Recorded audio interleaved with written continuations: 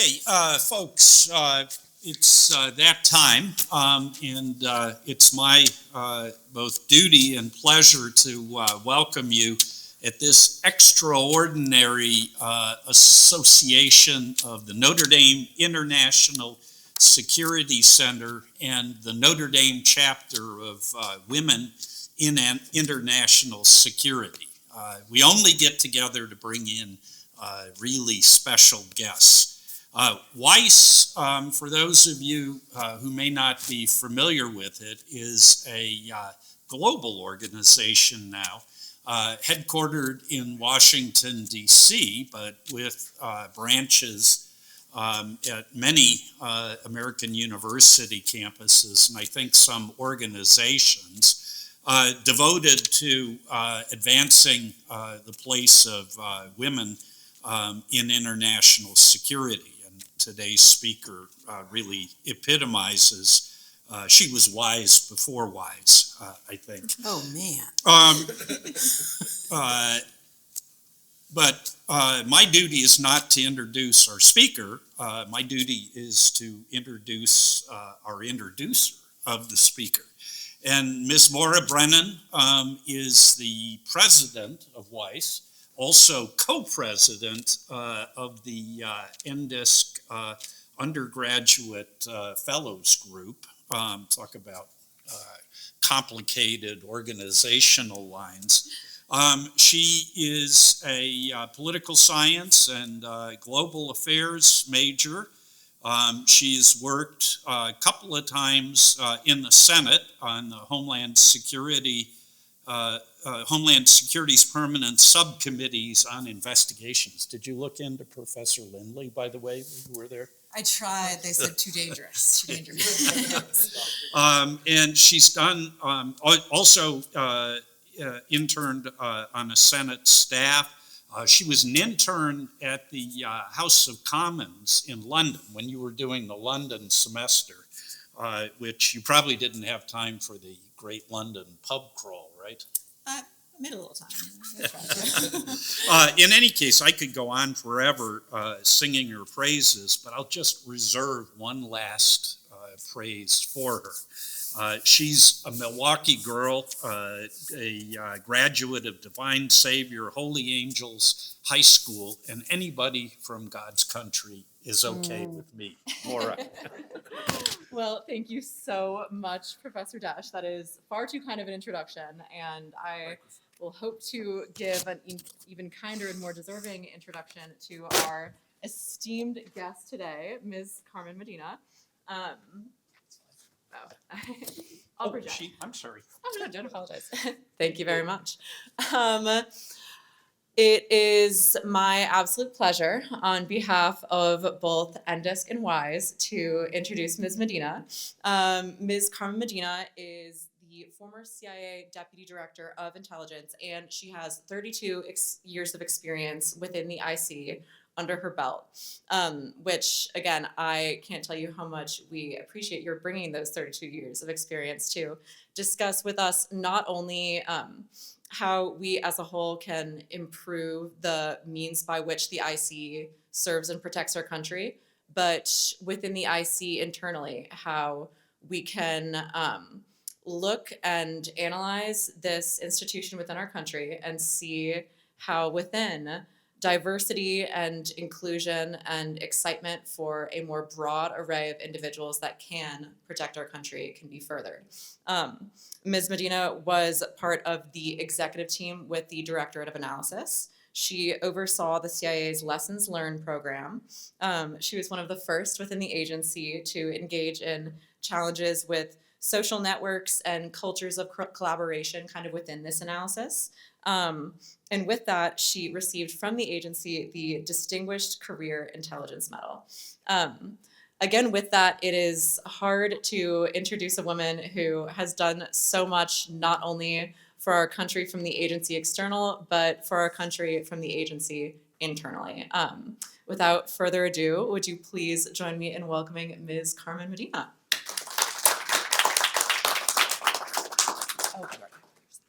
I'm completely wired. So. Yes. So you were telling me that you had been in College Station. You were at A&M, The Bush School. the Bush School. So when did you stop that? I was there 2004 to 2008. Okay. So if you speak at A&M, you know, and you show that you have some familiarity with A&M, when you start speaking, you go, howdy. And Howdy. And yeah, and then what does everybody else say? Howdy. Howdy. Howdy. So Notre Dame, which has incredible traditions, I know from the walk around, could incorporate something like this, you know, some kind of howdy. So anyway, thanks a lot for both of you for inviting me. I truly appreciate it. And for getting me here, I also appreciate it.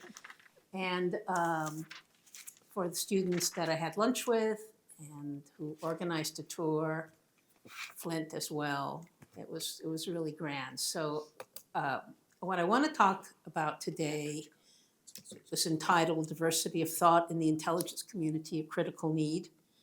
I think I'm going to define diversity perhaps somewhat differently or more broadly, perhaps, than you're imagining.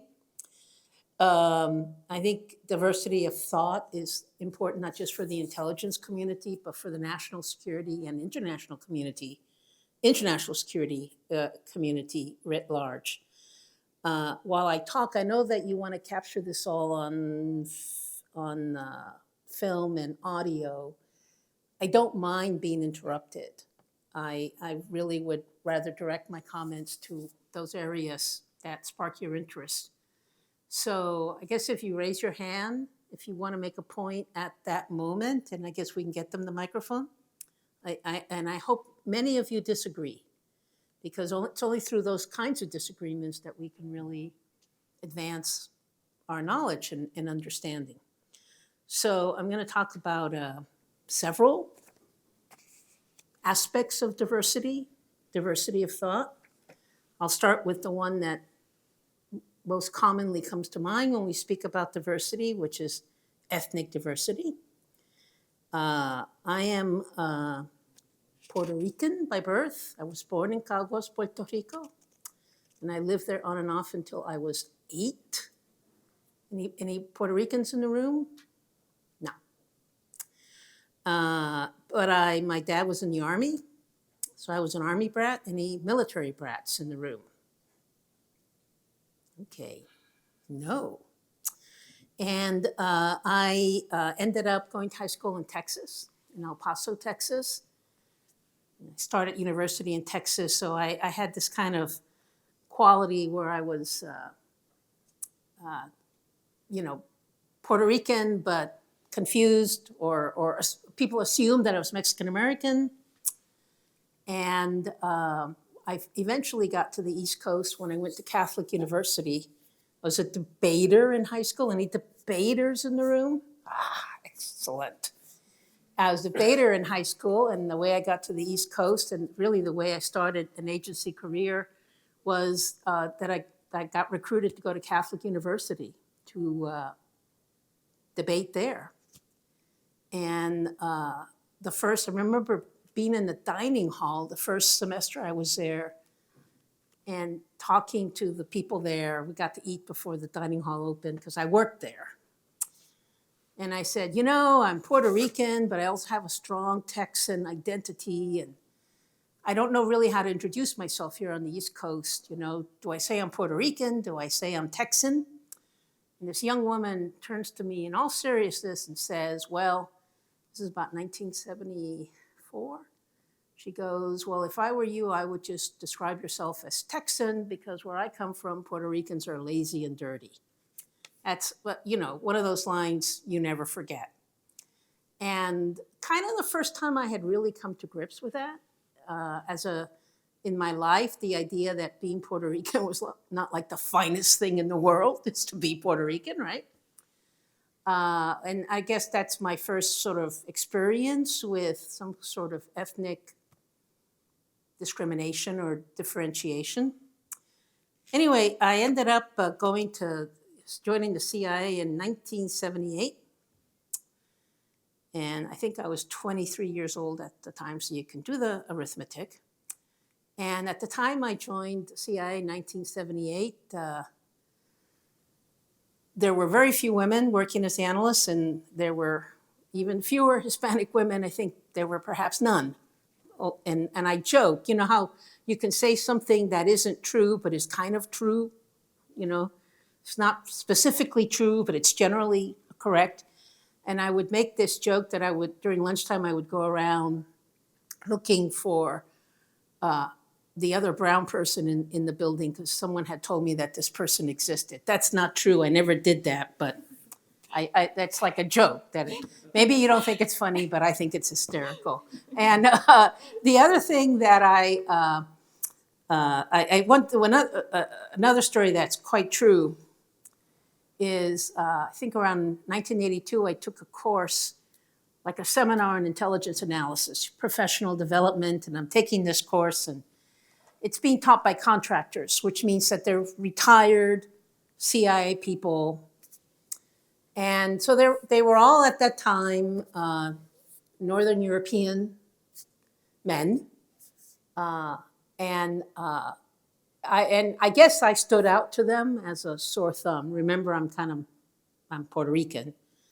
So the guy, one of the instructors, just makes a point of sitting down next to me and says, "Hi." And then his next phrase is, "I love Mexican food." And I'm like, because, I mean, he was just trying to make me feel welcome, but that's how things were 40 years ago. But despite all these stories that I've told, I never really felt that being Puerto Rican had any impact or any effect whatsoever on how I did my job as an analyst. Until I ended up in the mid-1980s working on South Africa, Zuid-Afrika.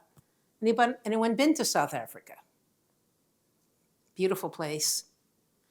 And I was one of the analysts working on the country of South Africa. And the big issue then in the mid-80s was, how would apartheid end? And could apartheid end in any other way than a horrible, bloody war? So some horrible civil war between the blacks and the whites. That was the issue that gripped the world, really. And the conventional wisdom was that the only way that the power could be taken away from white South Africans, that apartheid could end, would be through violence. That was the prevailing view in the building. But I held a different view. I held a view, I thought I was speaking, this speaks to some of the mysteries of analysis, and there are many. And I think I'll touch upon that more than once in my talk. I had begun to see things, patterns, pay attention to things that were giving me the view that that there was something significant changing there. And that I think, the South African blacks were becoming more powerful or more confident, and that the whites were beginning to see that they needed to find a way out of this predicament.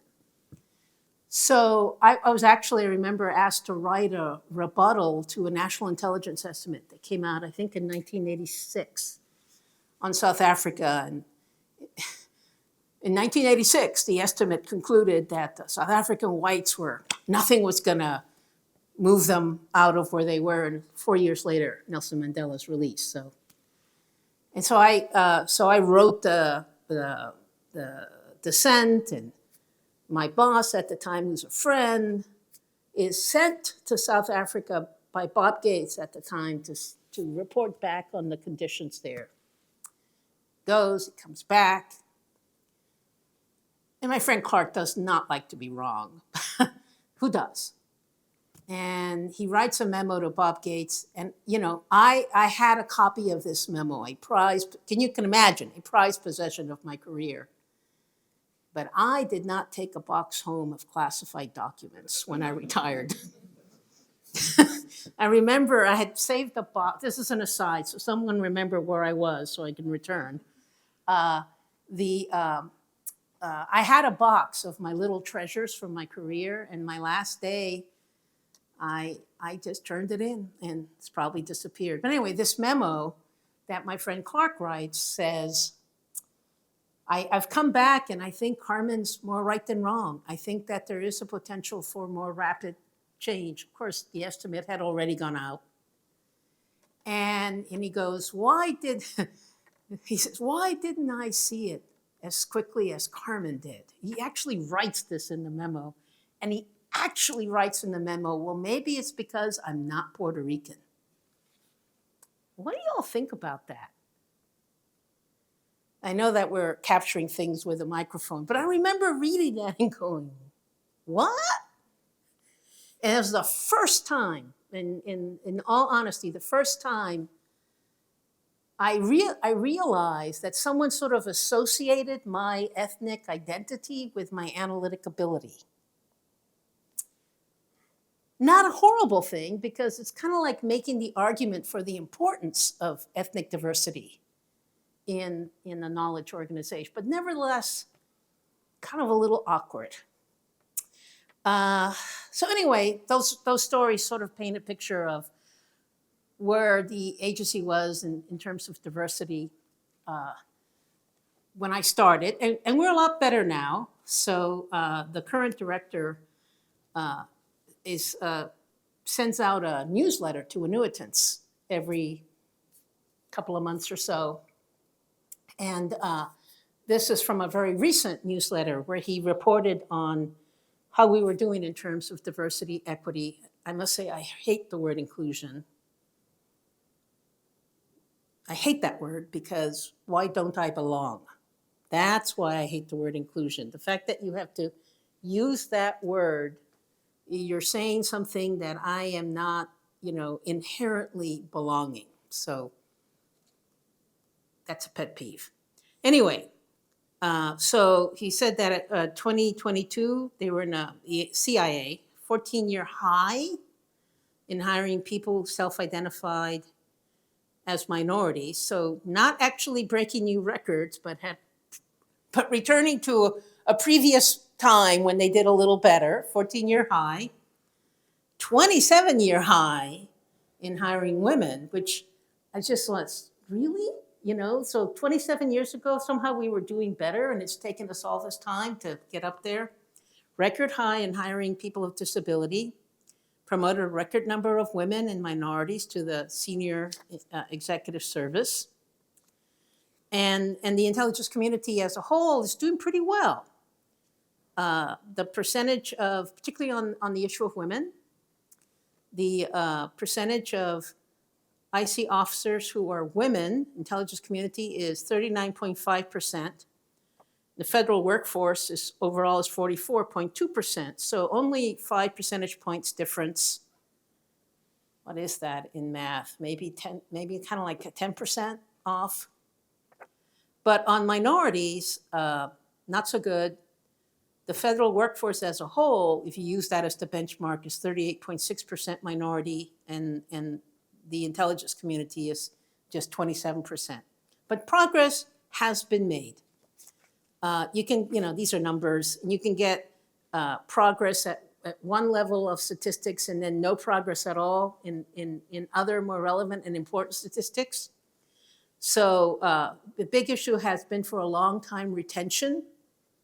You can hire them, but then do you retain them? And then do they advance through the workforce at the rate that they should? And right now, minorities, 15% of the senior executive service in the intelligence community are minorities, but only 3% are Hispanics. If you think about the percentage of Hispanics in the population, there's just a significant problem, and there's a lot of cultural issues there. It's a very complex story about why we Hispanics punch below their weight in the international security community. So you can imagine when I was at CIA, I would go on a lot of recruiting trips to schools in Arizona, New Mexico, places, Hispanic serving institutions. And and this is 15 to 20 years ago, I would meet with students from these programs. And there just weren't many Hispanics in the audience, and not very many women either. And I would ask people what the issue was. And what I was told was that a lot of the Hispanics coming to university, they were the first person in their generation going to university. And their parents really wanted them to be doing a job that clearly, to be pursuing an education that clearly led to a job, and that this, international security or whatever, political science, didn't make the connection. And this one professor very helpfully said, if you want to recruit Hispanics, go to the business school. So next year, I'm in the business school talking to people. So there's lots of reasons why this happens. Another reason is the security clearance process. I was stunned to read this. The length of time that it takes to get a security clearance from when you are offered a job to when you actually get the clearance. Any thoughts? You can just yell it out. We don't have to record this. Anyone? 6 months. No. 6 months is the target. That's what they're trying to get to. 600 days. 600 days. Well, this disadvantages people of lower income, whatever their background, right? Because who can wait 600 days for a job? So they're actually trying to get that to 180 days. That is their goal. So that's ethnic diversity. You guys okay with where I'm going? All right? Okay. So let me talk a little bit about a related element of diversity, and that's background, upbringing, sex, gender. So, your economic status, where you grew up in the country, all sorts of issues help determine your values. We had a deputy director at CIA. We were talking about recruitment at CIA, and he said, do you ever hire C students? I can't tell you who this was, but it was, I actually think he made a really good point. He goes, do you ever just hire C students? We said, oh, no, we don't, And he goes, well, C students can be C students for all sorts of reasons. They have to work their way through university, and they don't have the luxury of studying the same way. They have family responsibilities. They can have a personal thing, an issue that makes it harder for them to get good grades. And he says, C student people, C students look at the world differently from A+ students. I'm making a joke there, but you can see his point, right? And we didn't. So at that point, I sort of told our recruiters, we would like you to be a lot more flexible and think about the whole person. So if you have to have, a 3.5 average just to get an interview, that I think that's kind of limiting, and it can have an effect on the people that you can recruit.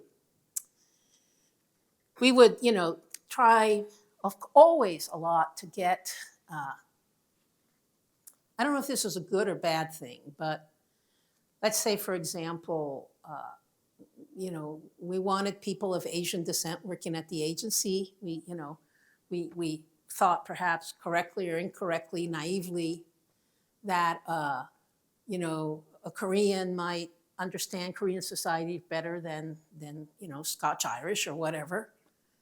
But, that's very complicated because adopted Korean child raised by a Scotch-Irish family in Kansas, not going to get what you were looking for, right? And really targeting people like that, that's not the right thing to do. So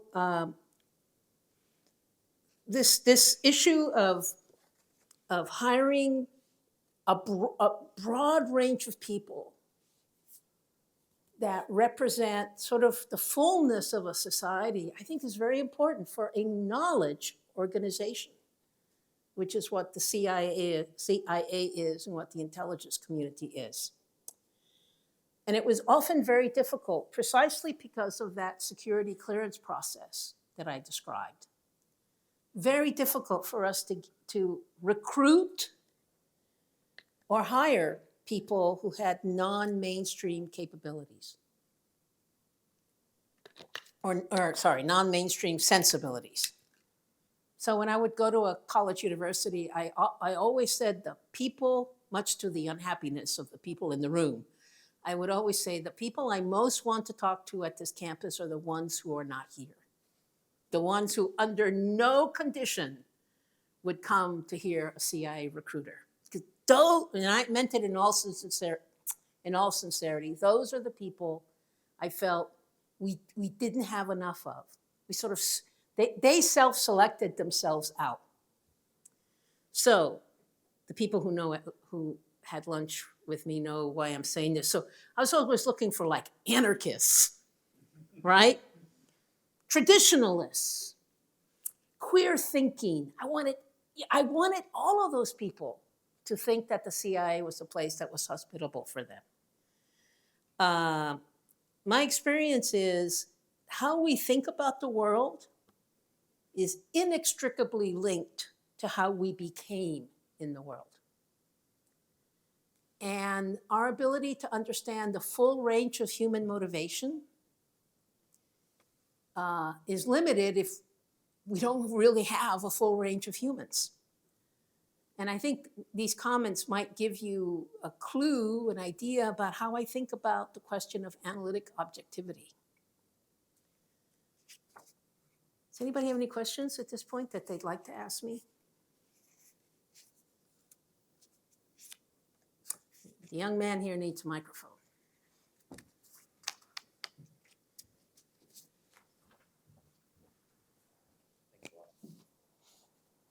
Hi, I'm a sophomore studying theology. My name is Joseph London.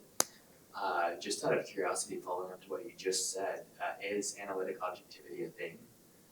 Does it exist? I'm really curious to hear more. Right. Well, I that's why I paused at that point. Yes. No, I am very. I don't think individual analytic objectivity is possible. I have never seen it. I personally don't have it.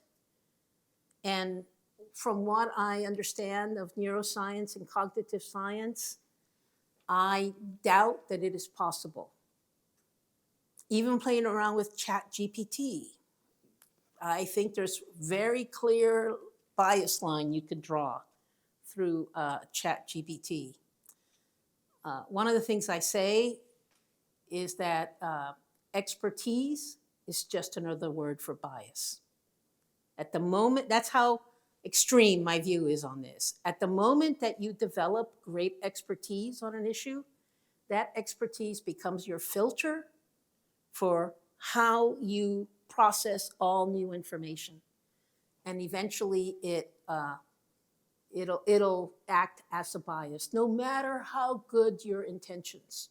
There's been a lot of work done, Daniel Kahneman, Thinking Fast and Slow. There's a lot of work being done right now on how our subconscious mind and all these kind of cognitive stakes we develop, like I have a financial stake, I have a financial interest in this.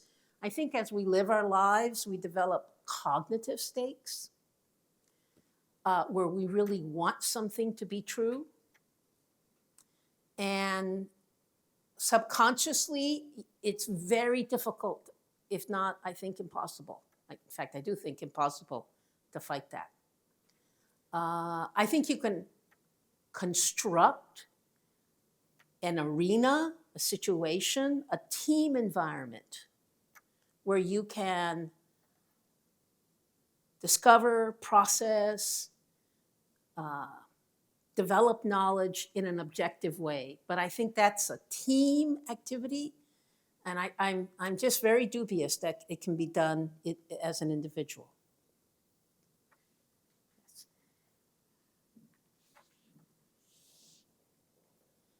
Thank you. Well, kind of following up on that, would you say that that sort of background and expertise kind of being thrust into the analysis of like that specific expertise you have, would you say that's more of a fault than a virtue? And would you say that like one should perhaps use a breadth of knowledge of other topics in the background that one has to kind of be thrust into a new environment? So my bias, so what I just said, that expertise is a bias, is a non-objective statement, right? But it's where I am. My bias was always as a generalist at CIA, so I kind of eventually, kind of by default, became sort of an expert on countries in crisis, because there's something to be said that when there's a crisis in a country, no matter what the other particulars of that country are, there's certain patterns of behavior. I always think, no matter what your expertise is, you just to read broadly as you can. And I know it takes 10,000 hours to develop expertise, but to get yourself go as laterally as you possibly can. I think it's extremely important. And I'll give you a story from my management responsibilities. So I was a manager during the collapse of the Soviet Union. And I oversaw the analysts who worked on Cuba. And when all the other East European Warsaw Pact countries were collapsing and the communist regimes were dying off, well, everybody wanted us to say Castro was the next to go. And our analysts just didn't believe that. And so I would bring in the Soviet analysts and I would say, and this is, Gorbachev's in power, but the Soviet Union was still technically a communist state. And I said, well, since so much of what Castro can do depends on Soviet aid, do you think the Soviets, because they were in difficult economic straits, might stop assisting Castro? Again, this is true. The analyst said, no, the Soviet Union will continue to assist Castro as long as the Communist Party runs the Soviet Union. And so I said, well, what if the Communist Party stops running the Soviet Union? They were like, I'm kidding you, they were aghast. Another example, the first elections, I think Yeltsin was running or something like that. And the elections were not clean. And so the analyst said, oh, these elections are really corrupt. And I can understand that they could be corrupt elections, but I actually said to them, how successful are countries the first time they run democratic elections? And I said, maybe you should go talk to your Latin American colleagues about the experiences of countries such as Brazil and Argentina when they have their first democratic elections after decades of authoritarianism. But they hadn't thought of doing that. So, right? So you see how that expertise just sort of shields them from other thinking and other examples. So I'm going to continue for the sake of continuing. So this gets me to this area of, and these areas are all really related, and I've kind of sliced them up a little bit, but it's pretty bogus. But so the first area was ethnic diversity. The second area was sort of your background, right? Everything about you as a person. And the third is really a result of those two, which is the diversity of cognitive styles. And this is something neuroscience is still working on, trying to understand. So how we think remains a mystery. I mean, my history at the agency, as the years went by at CIA, when I was a manager, became less and less interested in any particular part of the world and much more interested in what is good thinking. How do we come up with better ideas? How do I judge whether or not we've come up with better ideas? And so I've always read a lot in this literature as an amateur. But think of all, this is not an inclusive list at all, of all the different cognitive styles: verbal, mathematical, spatial. I'm horrible at that. You know, there's 4 suitcases to put in the trunk. I can't figure out how to arrange them. Someone else comes along, 2 seconds, they've got them in. It's amazing. Emotional intelligence, social, which is different from emotional, creative, scientific, theoretical, intuitive. I mean, and there's many more that you could name. So we have all these different cognitive styles. And yet, I think a lot of organizations, through their history, through their own biases, they end up kind of deciding and just kind of hiring certain cognitive styles. So the people that pursue international security, national security, political science, they tend to have, my experience is they tend to have kind of a rational orientation, kind of a cause and effect way of thinking about the world. Compare that to an artist or to a writer of fiction. And they see human causality in general is quite different. And now think about how the world actually works. You know, what happens in the world? And oftentimes, well, if you narrow the cognitive style that you hire, you narrow your ability to understand what's going on in the world. And this becomes very difficult in the intelligence community when what our job is to provide the national security policymaker decision advantage. That's, I think, the best way of describing what intelligence community people are trying to do. We're using our ability to think and our imagination on behalf of national security. That's what we're doing.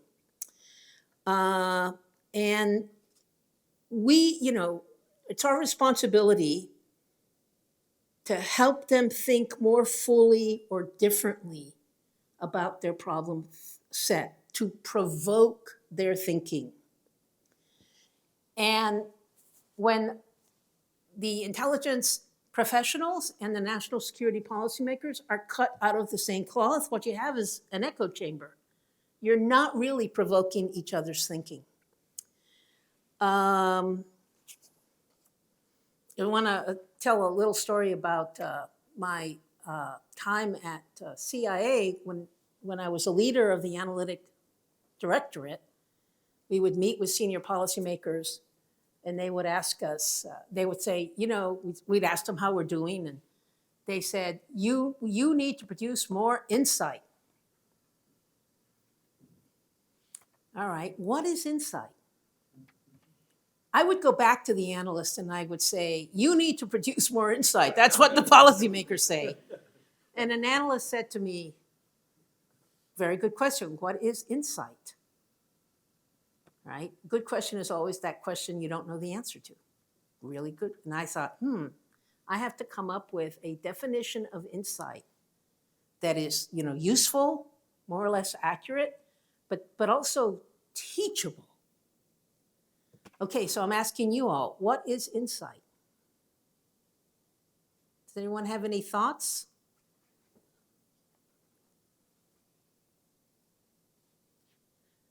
What is a moment of insight? Nick has a thought. Well, Nick, you were at lunch. That's unfair. I do have an unfair advantage. We can defer to somebody else. I Go ahead. I mean, this was part and parcel of our discussion at lunch, but you mentioned insight generally as being a moment where you kind of realize that the paradigms you're using are not necessarily the right ones or not the most complete ones. And so then you expand the perspective and you have a shift towards either a new paradigm or kind of in a more conventional way of saying it, just a new approach and a new Right. way of thinking about Right. the same problem. Right. So interesting, that's what policymakers wanted. They craved it. And we didn't really provide it for them. So the way I kind of in a Socratic method approach this with analysts, I go, okay, can you describe your thinking process? What is your thinking process?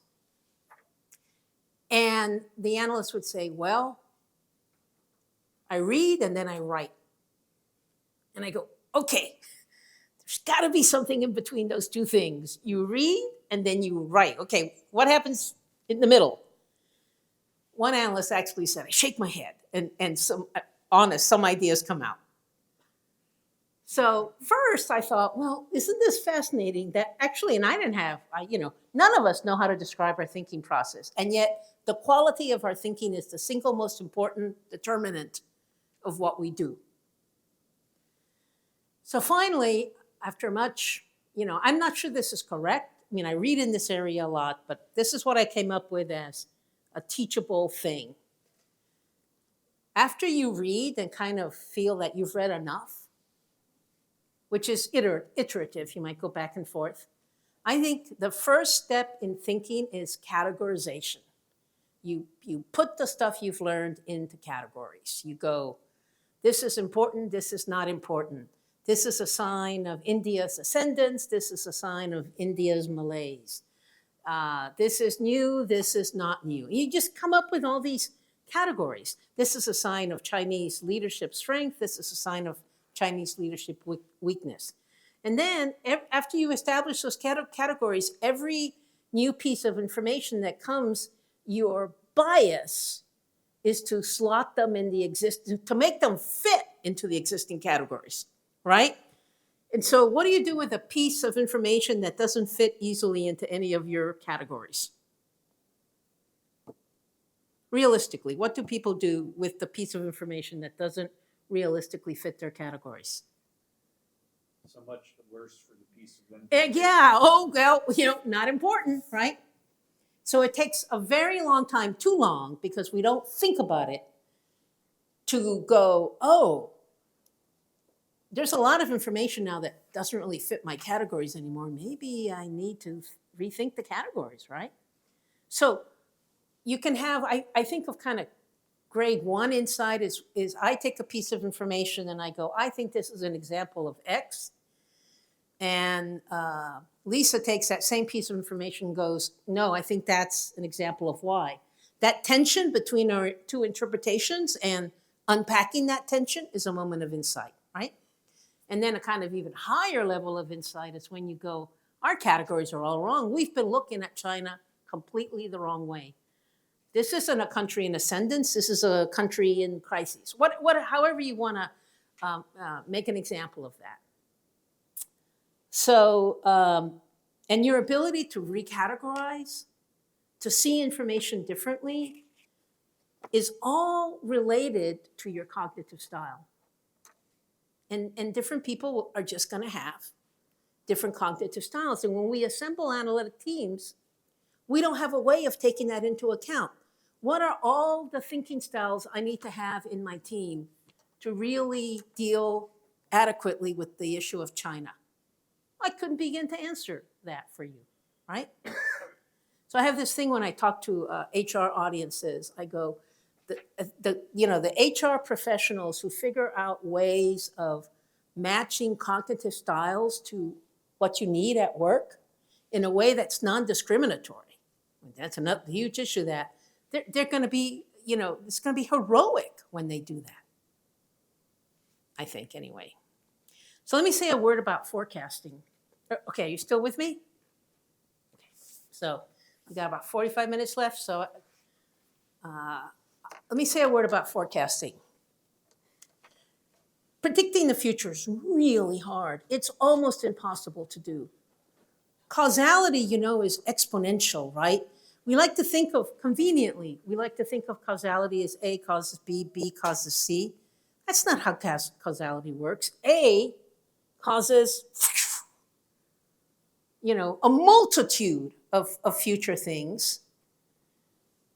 A also has backwards causality when you realize that the occurrence of A makes you think differently about things that occurred in the past, right? Forecasting is extremely difficult.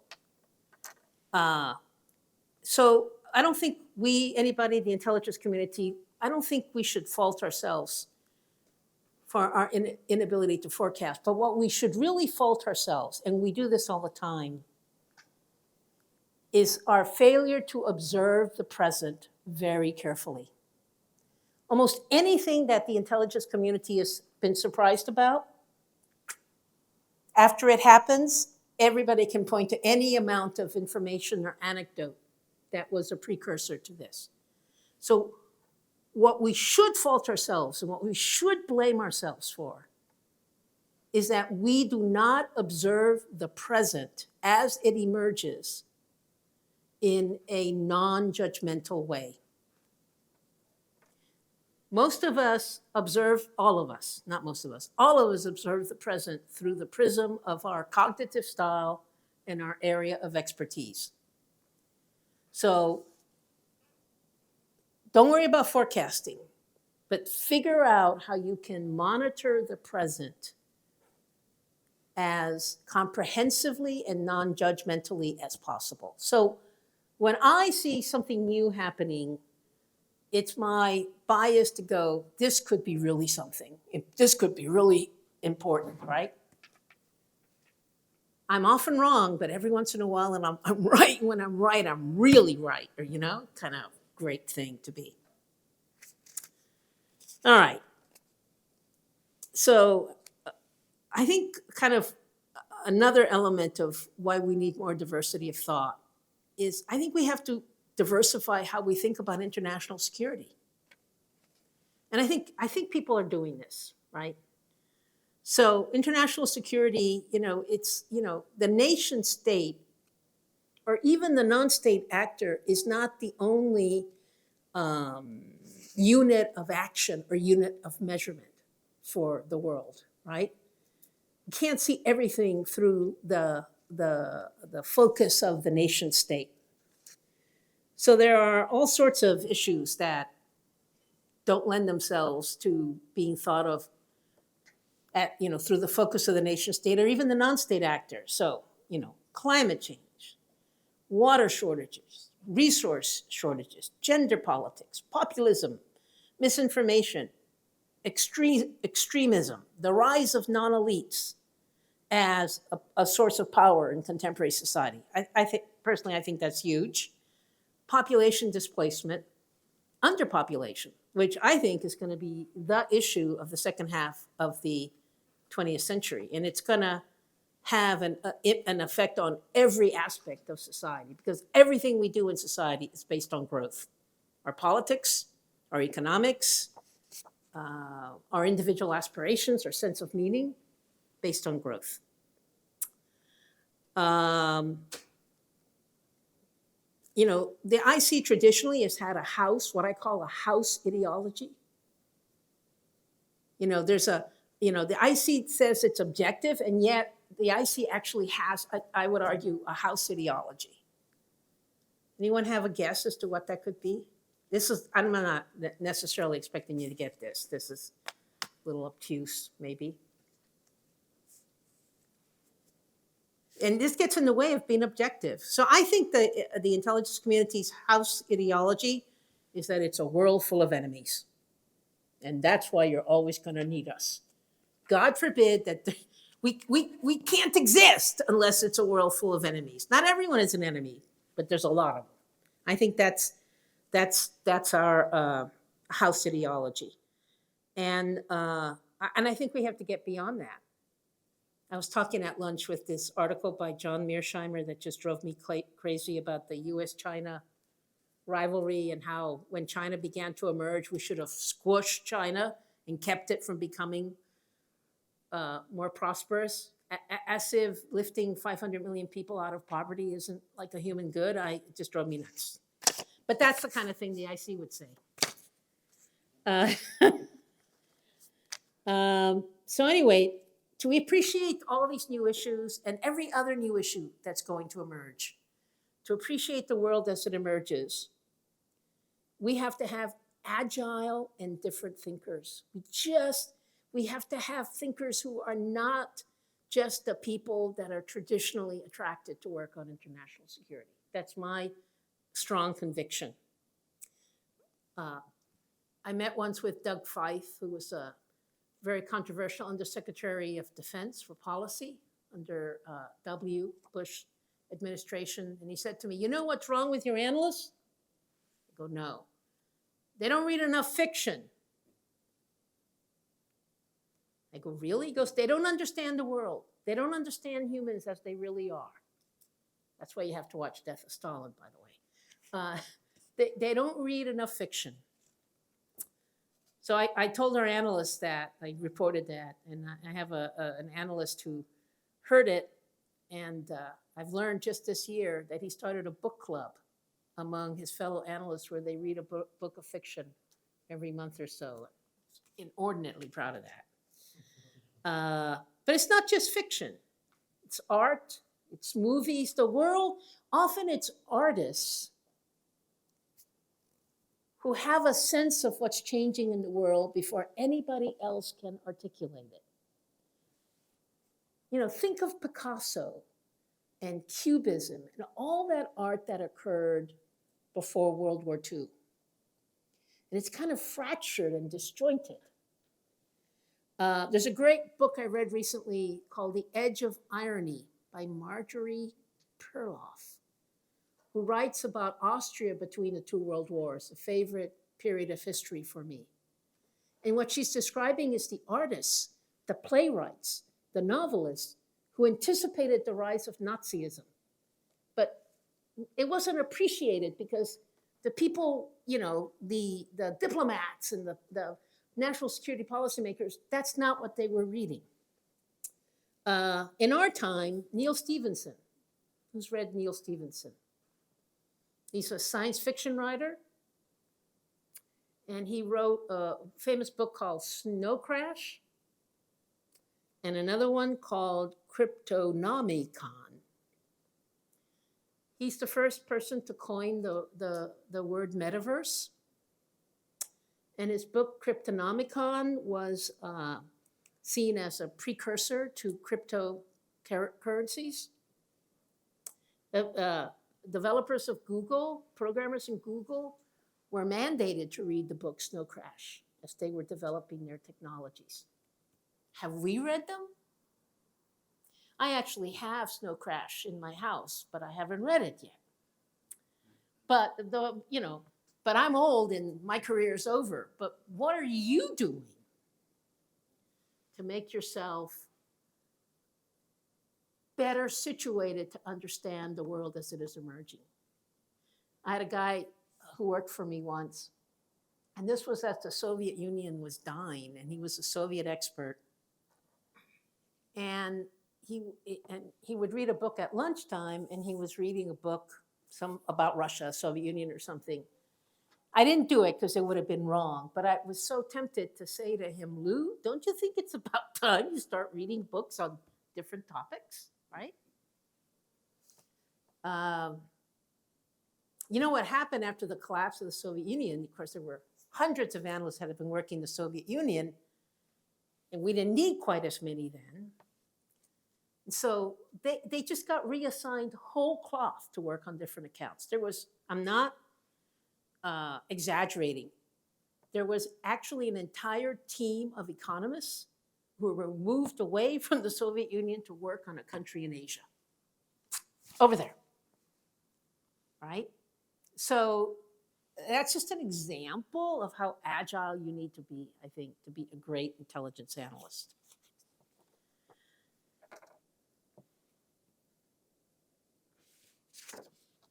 So I want to end a little bit with talking about whether or not AI, artificial intelligence, will be the ultimate diversity of the intelligence community. So how many of you have played around with ChatGPT?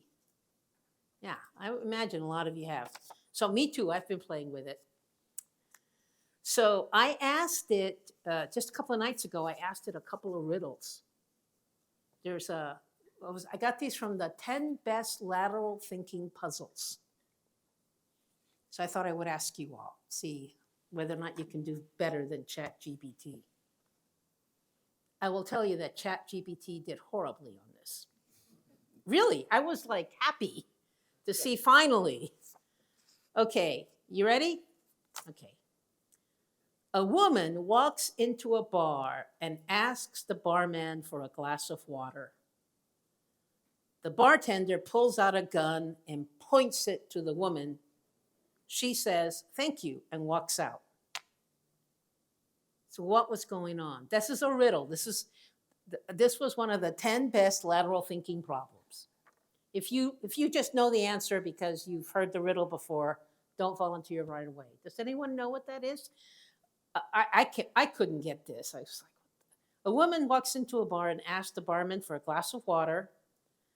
The bartender pulls out a gun and points it to the woman. She says, "Thank you," and walks out. Lateral thinking. Ah. Does he use the gun to point to the glass of water? He points it to the woman? No. Does he decide she wants a shot instead of a glass? No. I mean, these are all good possible, yes. Are you talking about like what the water, like so the guns of the, like what you pour with? No, it's an actual gun. So I'll give you a hint. What was the woman afflicted by at the time yes. Being held hostage? No. I do think this is kind of a stupid problem, but so the solution is she had the hiccups. So it's really dumb, isn't it? I know you were expecting something more professional from me. Not one bit. I was racking my brain for the answer. Okay, ChatGPT does not get that one. This one is a little kind of, there's almost a clue. It's kind of politically incorrect. Who knows how long this has been going on, but how long these riddles are. A man lives on the 10th floor of a building. Every day he takes, this is just so stupid. Every day he takes but the good thing is ChatGPT couldn't get him. So every day he takes the elevator to go down to the ground floor to go to work or to go shopping. When he returns, he takes the elevator only to the 7th floor and walks up the stairs to reach his apartment on the 10th floor. He hates to walk. Why is he doing that? What day? Huh? What is it every what weekday? Every day. Every day, a man lives on the 10th floor. Every day he takes the elevator to go down to the ground floor, to work, shop. He returns, takes the elevator only to the 7th floor and walks up the stairs to reach his apartment on the 10th floor. He hates walking. Why does he do that? Remember I said it's a little politically incorrect. Yes. No, that's what ChatGPT said. Yes. You got it. You got a prize. Why? This is the politically incorrect. I mean, he is unusually short. That he is. Give this person. I assumed he was carrying something. Yeah. You know, you got it. Well, ChatGPT couldn't get this one either. All right, the last one. And then we have more general questions. Is that good? Okay. 5 pieces of coal, a carrot, and a scarf are lying on the lawn. Nobody put them on a lawn, you know this one, but there is a perfectly logical reason why they are there. What is it? Snowman, right? The snowman. I think ChatGPT got, this is the one that ChatGPT got. But I feel, like there may still be some runway for the human yet. We may not be totally obsolete in terms of our thinking. But to make the more serious point, when I look at ChatGPT and I think about what analysts tend to do in the intelligence community, a lot of what they do is provide synthesis of large amounts of information for the busy policymaker who doesn't have time to read everything herself, et cetera, et cetera. ChatGPT, and my understanding is the next instance of it is going to be even more excellent. It will have the ability to do that job, I think, pretty well, which means that humans and analysts are going to have to go up the value chain to provide analysis that really makes a difference for policymakers and that goes above and beyond what artificial intelligence can do. And that's yet another argument for more cognitive diversity, more awareness and operationalizing of different cognitive styles, and more insight, because that really, I think, is what remains the human comparative advantage.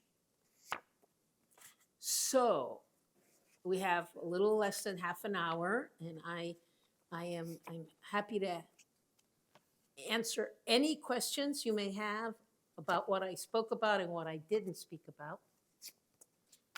I have a list of little stories that I try to remember, like funniest moments at the agency. So if anyone wants to ask me that, but and I hope this is okay what I talked about, and that you found some intellectual or non-intellectual nourishment out of it. Yes. Carmen, that was absolutely marvelous talk. I very much enjoyed it. I want to ask you to handicap the current public discussion of one of the big crises du jour, the Ukraine crisis. And I don't want to put my cards on the table more than saying that it strikes me as a little bit worrisome when the major media reporters are reporting on events in Moscow from a dateline in Kiev. Oh, yes. Yeah. And so I'm wondering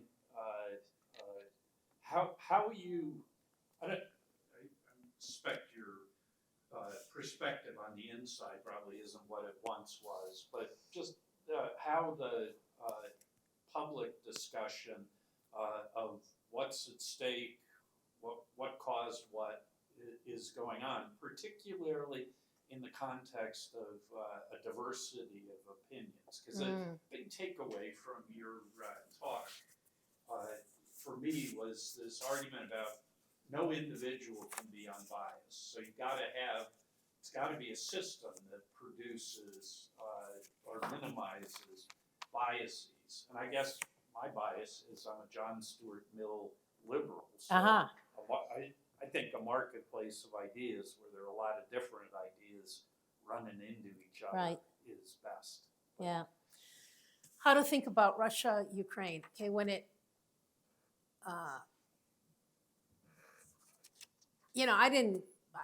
my very good friend of mine, her last job was the head of Russia department for the CIA. And I still do have my clearances and do occasionally do an occasional thing or another. And I never worked on Russia in my career, so I had no knowledge. I did not expect Ukraine to do so well. I was pretty excited when Ukraine did so well.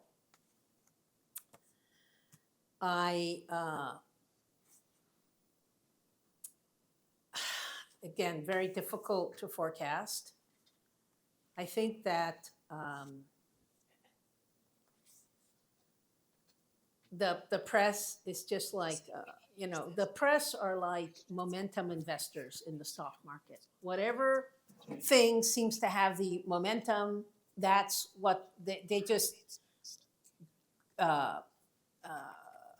pile on behind that, and then You know, at the beginning it was, oh, poor Ukraine, what's gonna happen? Oh, woe is me.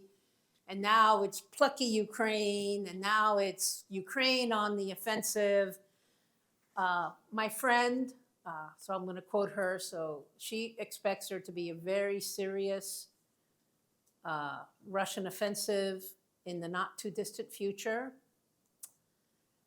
I will say that Russia culturally appears to be, and sort of philosophically, emotionally, seems to be a kind of unique environment. I have a good young friend who's a Russian immigrant, and he says, what you do not understand is the Russian psyche is just kind of nuts, so that,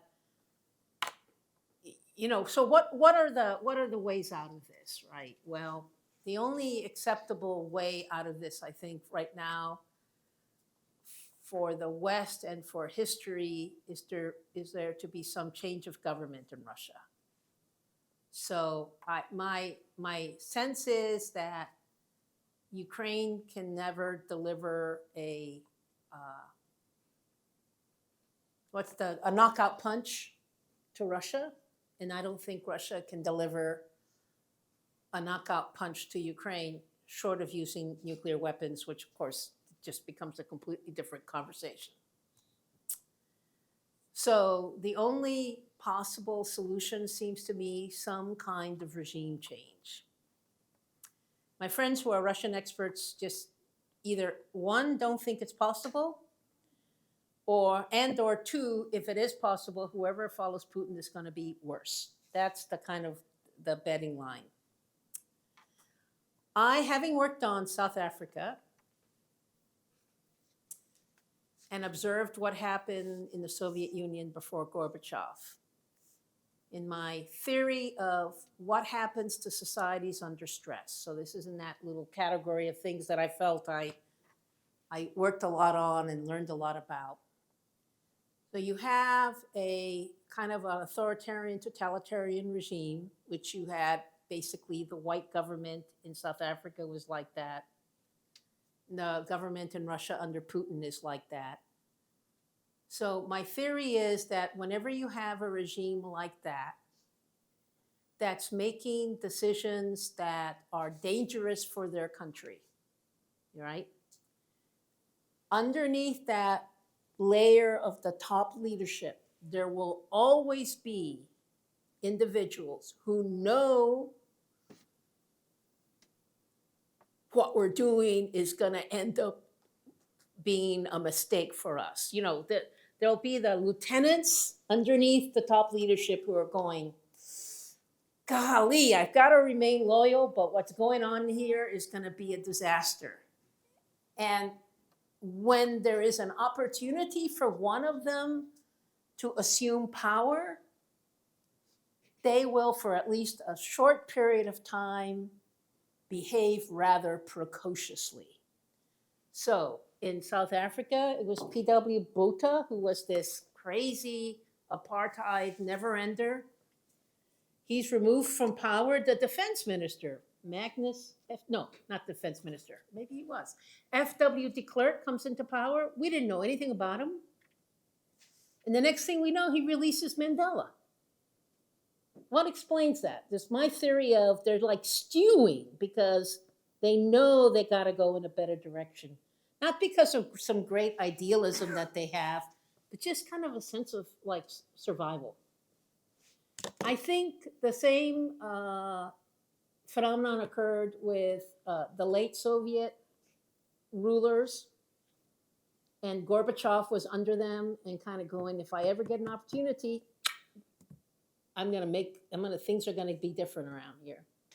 And I think that could be happening. I know that is happening in Russia, not because of any specialized knowledge, but because of my theory. What's less clear to me is whether or not that individual is ever going to get the opportunity, given Putin's complete ruthlessness as a leader, right? Just completely ruthless. And Putin has fallen into, I think, what Hannah Arendt calls the dictator trap. I don't know if she calls it that, but that's how I think of it. When you become a dictator, there was a question on a final I took at Catholic University a long time ago. How are the dictator and the slave the same? How is the dictator and the slave the same? It's from Hannah Arendt. Neither one of them has free will. Because the slave doesn't have free will because they don't have free will, they're slaves. The dictator doesn't have free will because they can't stop being a dictator. So I don't know if that's useful or not, but. Could I just red team it? Oh, please, I love it. Yeah, just two things. One is for reasons I don't understand. Last night I read Alexander Solzhenitsyn's Harvard commencement address, 1978. So Solzhenitsyn is in exile in the United States. You think he'd be quite grateful given that he'd been in the Soviet penal system as a political prisoner for 20 years and then internal exile. So you would think he would be grateful to our country in the West and would give He was a kind of grumpy guy. hoorah speech about life in America. You ought to read that. It's a damning critique of American culture, consumerism, almost everything that we love about our system. He sort of spelled out why it was sort of problematic. At one point he said, the level of spiritual engagement is higher in the Soviet Union and Russia in 1978 than it is in the West. Okay, I think Solzhenitsyn speaks for a lot of Russians. Second piece of evidence, I spent a lot of time in Russia in the 1990s. I was there about 8 or 10 times, and it was like the Wild West. On the one hand, there was lots of money and there was lots of change.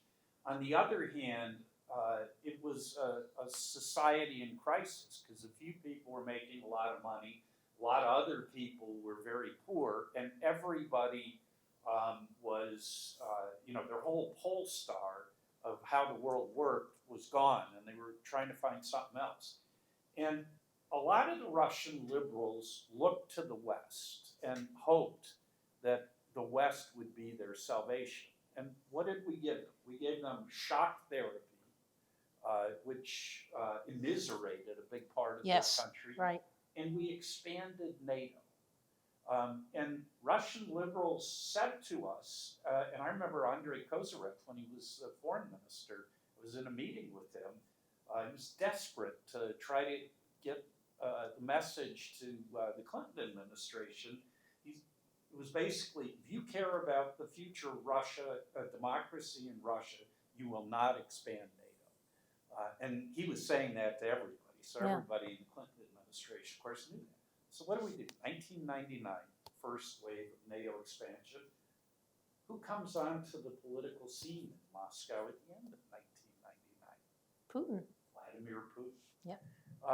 And so, I wonder, I guess the last vignette, apparently, I don't know how this quote has come out, but at one point, Alexei Navalny, who's the big critic of Vladimir Putin, was asked to opine about Ukraine and NATO. And he said, that's ludicrous. He said, he basically described the relationship between Ukraine and Russia in the same way that Putin did in that famous speech in July of 2021. So I guess the bottom line is it possible that we are looking at Russia through distorted lenses that make it very easy for us to say Putin is the epitome of all evil, the Russians all hate him, they're just under the jackboot, and they really want something else. Now, I don't disagree with really anything you said. I think that Russians, whether they hate him or support him, are really not in a position to remove him, right? The average Russian person. And Ukraine is sort of, it is little Russia, if I have that right, yeah. So, and, in the 1990s, we had a very sort of conqueror approach to Russia, which in retrospect, we didn't have diverse thinking on that. There are probably moments in history when diverse thinking wouldn't even be heard, though. I don't know. I mean, I'd like to go back and think that we could have had somebody argue in the Clinton or W's administration that we should treat Russia differently, but I don't think anybody was prepared to do that. And would they have been listened to? I mean, Frank Castigliano, the historian and biographer of George Kennan, has a very good piece in Foreign Affairs on Kennan and NATO expansion. He has the correspondence between Kennan and Strobe Talbot. Kennan was very, very clear that he thought that this was an absolute disaster. And particularly, remember, this is mid-1990s. He said, the point where it's all going to go south is going to be Ukraine. Yeah. I think he thought we could probably get away with, the Visegrad countries or the Baltic states, but that when it came to Ukraine, that was where the stuff was going to hit the fan. I don't disagree with you. Thank you so much for the talk. I found it very valuable to just take a step back and actually think about the way that we think, and instead of, I think, common international security topics. My question is actually quite similar to a lot of what's been talked about very recently in cognitive diversity. Is there not a point where sometimes it can be quite valuable to maintain experts, for example, nationally for a very long time? You take the example of a Soviet expert at the end of the Soviet Union who was still reading Soviet books. But couldn't one argue that as much as maybe we didn't have enough cognitive diversity on Russia in the 90s and then the early 2000s, couldn't one also argue that we simply took a step back and assigned so many Soviet experts to other countries thinking that we've already defeated the Soviets, we don't really need to think about the Russians, and for that reason, we couldn't understand Russia over the past 30 years, all the disagreements about NATO invading multiple countries, and that has very much led us to the war today. Well, I don't disagree with you. I am reminded when I was one of the directors of analysis that someone told me, they said, all the senior analysts think you hate them. I was going, I don't hate the senior analysts. They go, but every time you talk about how, we need diversity of thought or whatever, they think that you hate, I hate them. And it's really difficult to walk a fine line. So you're another example of, oh gosh, she thinks I hate experts. I don't hate experts.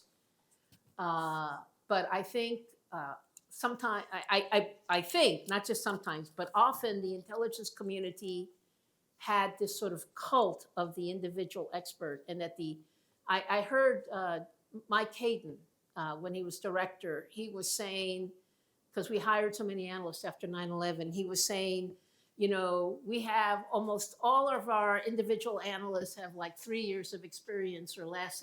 And I thought to myself, the individual should not be the unit of analysis. The unit of analysis has to be like a collaborative team, because no individual can do it all themselves. And so, and you're right, this is why it's so difficult to run organizations. We undershot the number of Russian analysts we retained, and we lost too many of them. I still think that reading outside of the history of the Soviet Union would have made Lou a better Russian analyst. You know, it was not to get him to become an expert on something else, but to get him to just be a better analyst in general rather than have that kind of tunnel vision. But yeah, very difficult kind of balance to achieve between having generalists, having diversity of thought, and then maintaining enough expertise in an organization. And I mean, that's why they hire managers and pay us the big bucks. Ha ha. Yes, I think. Laura had a question. Oh, sorry, Laura. Maura. You're good. They all rhyme. And I don't mean to, I promise I won't monopolize Uh-huh. more of your time and ensure that everyone else gets a chance to ask.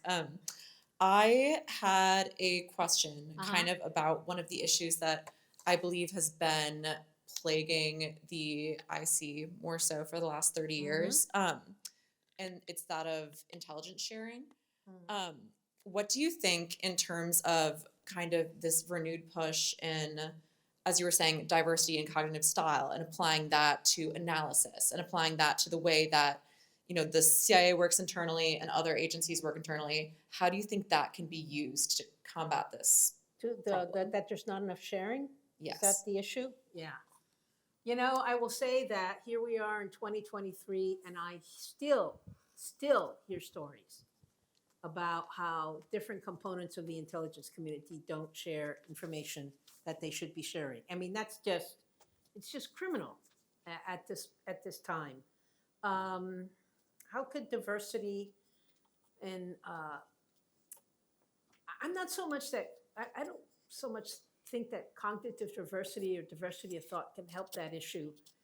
I think what can help that issue, which I was always a proponent of, is that I felt like we had to all find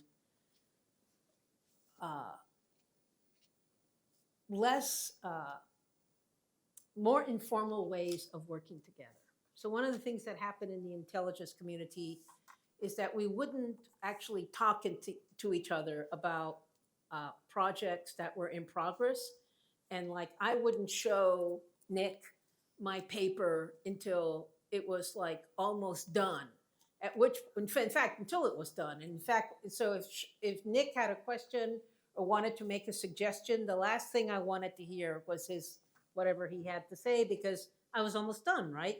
So the way to share, you know, so sharing, because we don't have a culture of working collaboratively across agencies, everything becomes this one-off of sharing. I'm going to give you this, and I'm going to give you that. Whereas we should just be working in a common platform. And that was something I was always advocating, and never successfully in my intelligence career. But I think one of the things that happens because we don't share is that when we have disagreements in the intelligence community, we don't really even know why we disagree. Because I don't know if you have a different view because you've seen something else, or it's because you really have a different type of expertise that you're bringing to bear on this that I need to appreciate, right? I don't understand. And so I think that's an unfortunate aspect of how we do our work. You're welcome. I don't know if that was helpful. So I want to thank you again for taking the time to speak with all of us today. It's been invaluable to hear your thoughts. I want to broach the subject of expertise as bias again, and the solution that you just proposed of bringing in generalists, people that aren't working in the hyper-specific areas that might be of particular pertinence at any moment in time, and getting their thoughts to kind of think laterally and break things up.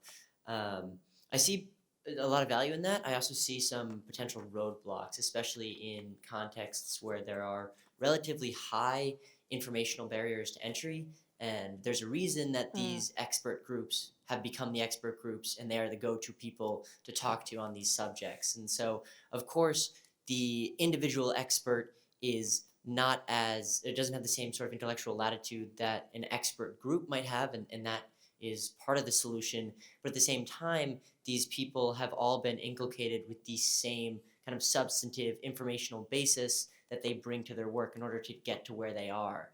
So when you have these groups that are working on projects that you can't always bring a generalist into, just because it's so complex and it requires years of work to begin to understand, for example, personnel networks or things like that, how do you develop kind of lateral thinking within the group and prevent the kind of inculcation that existed at the beginning of the group formation from kind of, entirely eliminating diversity of thought Right. there?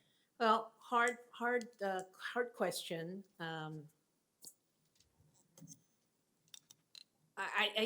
It's very difficult to bring them in later. Almost impossible. It's a really good book. It's a academic book called Rebels. I forget the name of it, but it's a study of dissidents in organizations. And, it's like a mega compilation of all these studies. And it makes the point that when you bring a different thinker into a group and you just bring them in as a one-off, it almost never works. That either the person's different ideas are dismissed as irrelevant, or the person, because of group dynamics, thinks they have to conform to the views of the larger group, and so you lose the value of having that dissident or different voice. I think how you see this gets back to my point that we have to develop some ability to understand how we pull together different talents to make an effective team. So you have that team of experts, right?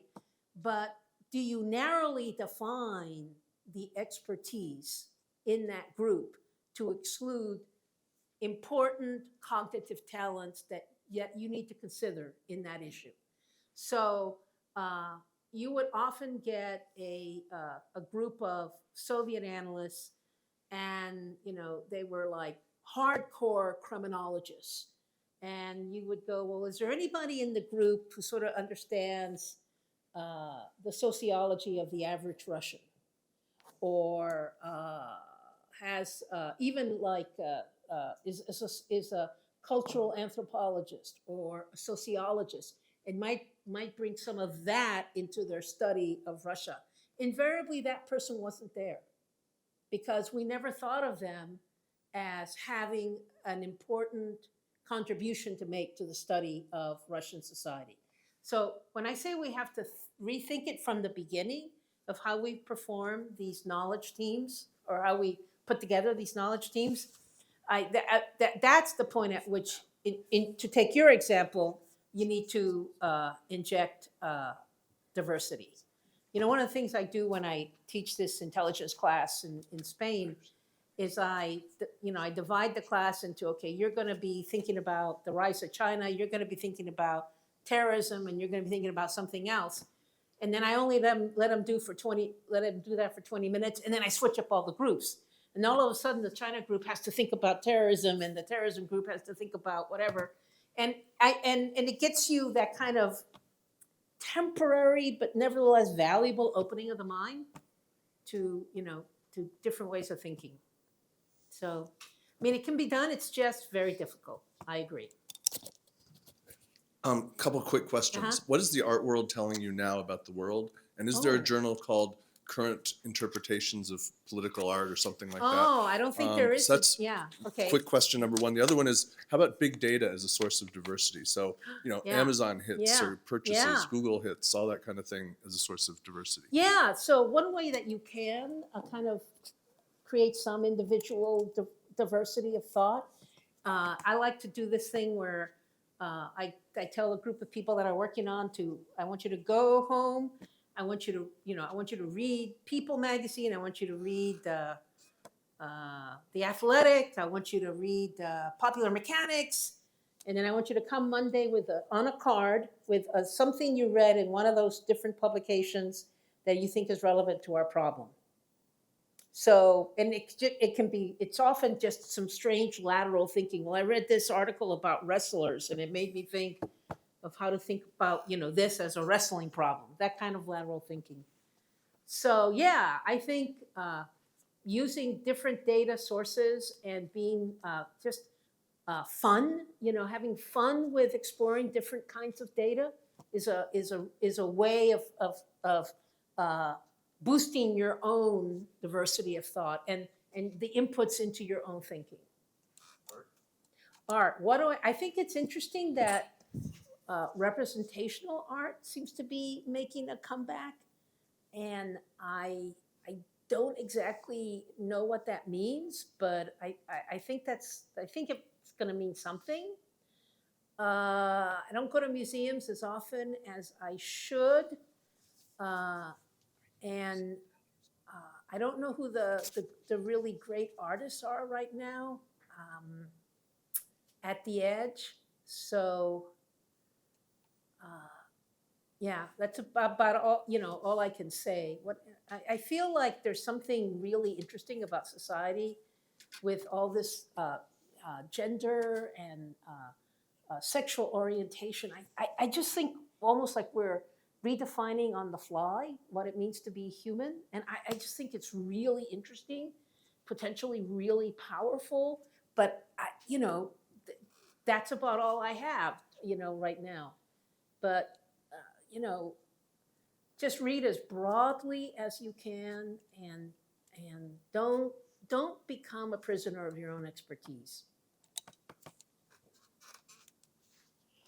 Well, with that, Ms. Medina, I cannot tell you how much we appreciate A, you letting us pick your brain, but B, you sharing with us something that's so invaluable, which is not only a thinking about and a discussion of how to be a public servant and what public service looks like in the IC, but how to think and act and serve in a way that makes your work actually applicable and to make change in the world of the IC and to make change in the world of public service. So without further ado, would you all join me in a round of applause for Ms.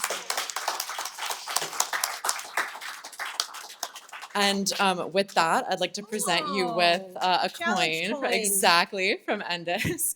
So thank you I again. had one, a personal one. And this as well. Oh, So wow. thank you And, very much. I should have just taken some of the challenge coins home with me, shouldn't I? That probably would have been okay, right? When I left? No one would have noticed. I mean, knowing them, they might have. Well, thank you so much again. I have to say, your students are fantastic, and I really enjoyed spending the day with them. And there you have it. Go watch Death of Stalin and Galaxy Quest, both of them. Fantastic. Thank you very much.